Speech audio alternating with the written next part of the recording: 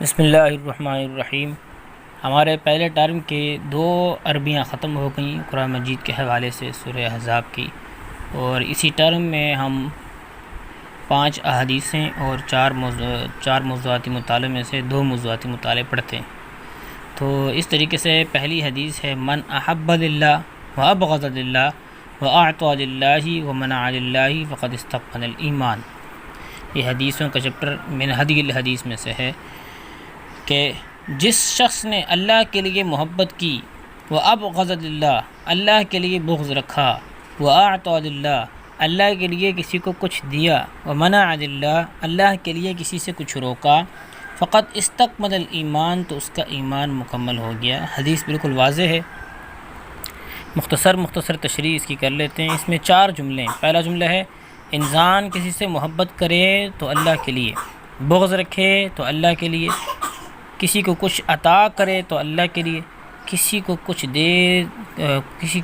کچھ دینے سے روک لے تو وہ بھی محض اللہ کے لیے۔ یعنی مسلمان کا ہر کام اللہ تعالیٰ کی رضا کے لیے ہونا چاہیے، اپنی انا اور اپنا مقصد اور اپنے آپ کو اونچا دکھانا یہ مقصد نہ ہو، بلکہ یہ کام صرف اللہ تعالیٰ کے لیے کوئی بھی کرنا چاہیے۔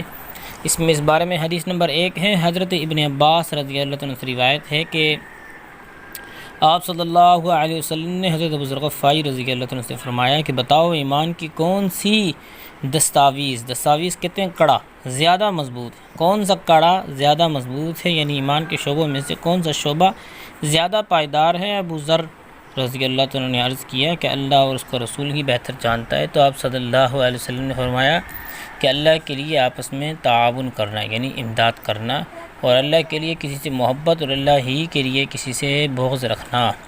حدیث نمبر 2 یہ ہے، آپ صلی اللہ علیہ وسلم کا فرمان ہے افضل ایمان کون سا ہے؟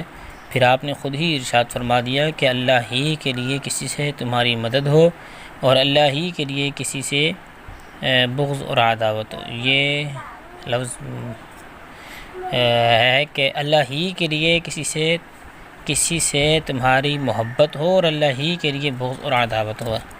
حدیث نمبر 3 یہ ہے کہ حضرت انس رضی اللہ عنہ سے روایت ہے کہ ایمان کا مزہ اس شخص کو نصیب ہوتا ہے جس میں 3 باتیں پائی جائیں۔ نمبر 1 سب سے زیادہ اللہ اور رسول سے محبت کرے۔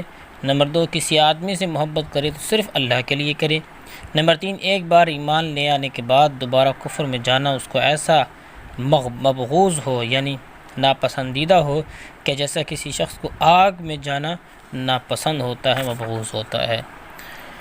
خلاصہ یہ ہے کہ نبی کریم صلی اللہ علیہ وسلم کی تمام احادیث میں معلوم ہوتا ہے کہ انسان اپنی محبتوں الفتوں کا مرکز صرف اللہ تعالیٰ ہی کی ذات کو رکھے، یعنی دنیا میں جس سے محبت رکھے محض اللہ کی رضا کے لیے، اس کے علاوہ اول تو کسی سے بغض ہو ہی نہ، اور اگر بالفرض کسی سے بغض ہو بھی تو اس کی بنیاد بھی محض اللہ تعالیٰ کی رضا ہو، اور اللہ تعالیٰ اس لیے اس سے بغض رکھے کہ اللہ اس کو ناپسند کرتا ہے۔ لہذا جب بھی کسی سرکش اور ظالم کو اللہ تعالیٰ پسند نہیں کرتا تو ہم کیوں کریں؟